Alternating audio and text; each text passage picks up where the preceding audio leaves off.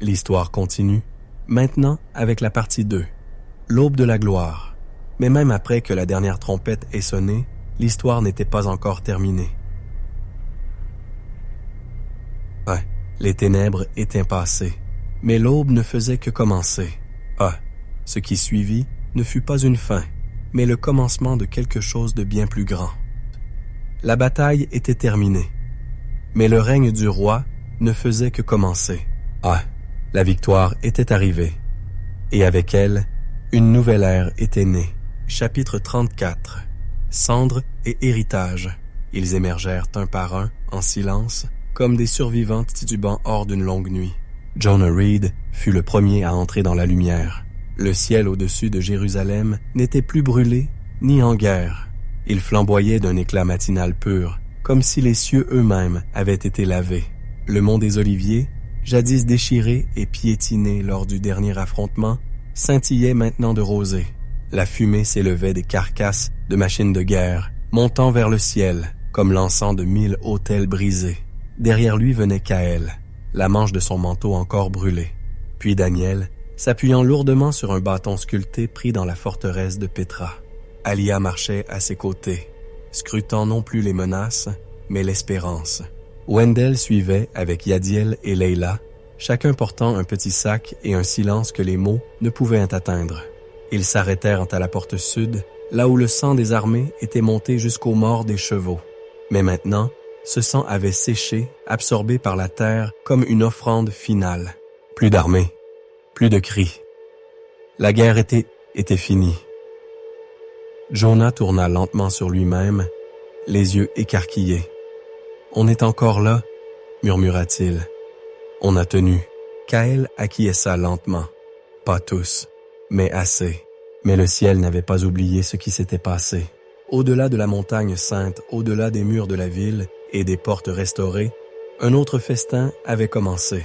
Sur les plaines encore rouges de sang, là où les armées du monde avaient combattu l'agneau, les cieux s'étaient obscurcis d'ailes.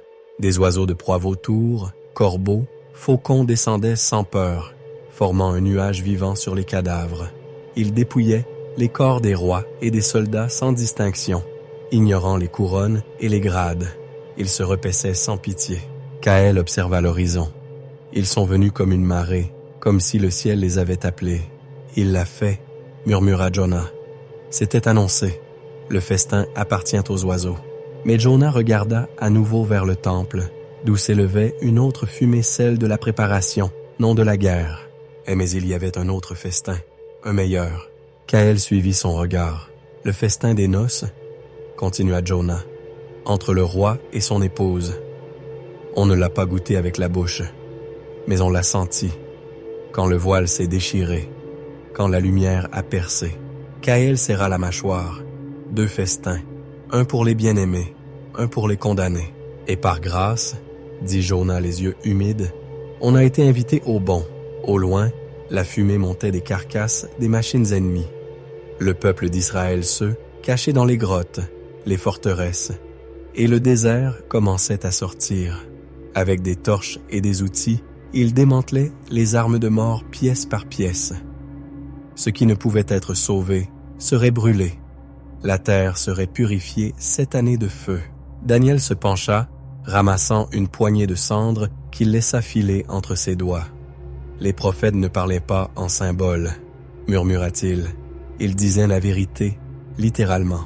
Alia regarda l'horizon, où des drapeaux rouges et or étaient plantés en ligne, marquant une nouvelle frontière. Fini les fragments, dit Daniel. Fini la Cisjordanie. Fini les terres divisées. Voici ce qui avait été promis. Puis, et Yotsam, des soldats, devenus intendants, marquaient les zones contaminées.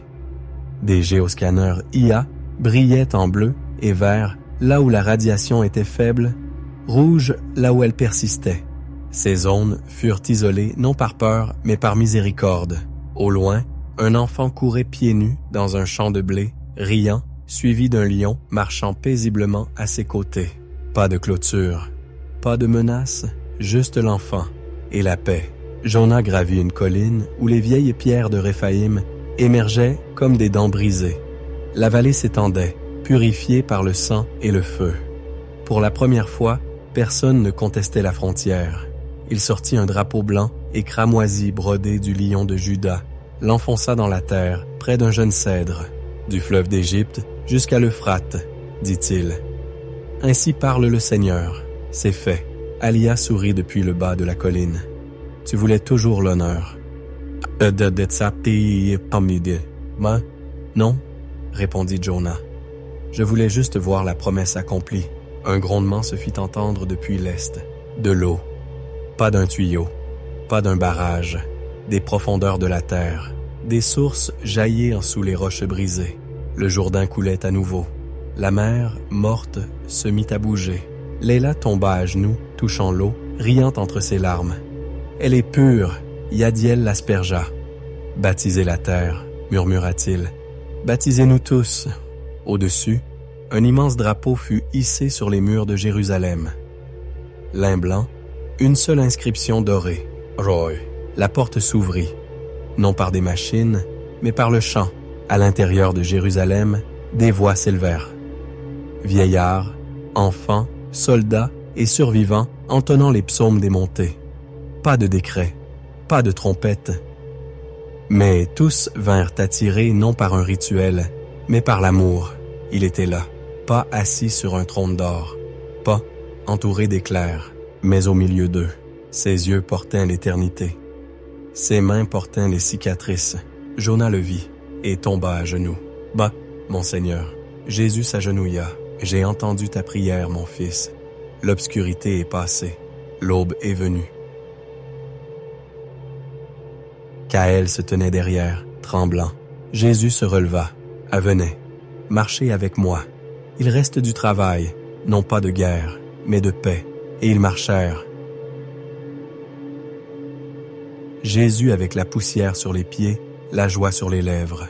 Il entra dans une maison, consola une veuve, guérit un aveugle, redonna vie à un arbre flétri.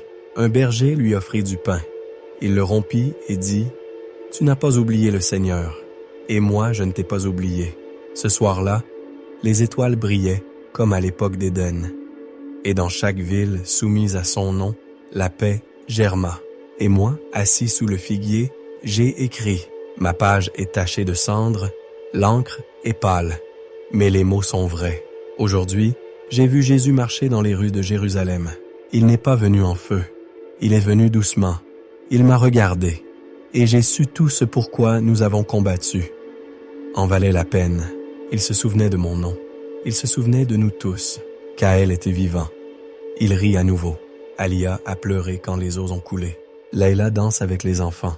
Wendell, autrefois sceptique, lève les bras dans le temple, en larmes. Daniel prêche encore, mais cette fois, avec joie. Et moi, j'ai mal aux jambes, j'ai de la terre sous les ongles, mais je suis en vie, et je suis libre.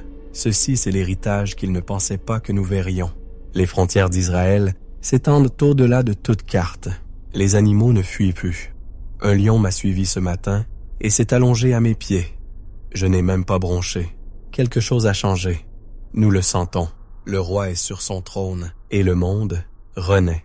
Si vous trouvez ces mots, sachez ceci. L'âge du chagrin est passé. L'âge de l'épée est terminé. L'âge du roi a commencé. Et nous sommes rentrés chez nous. Jonah Reed, Jérusalem, année 1 du règne du Messie.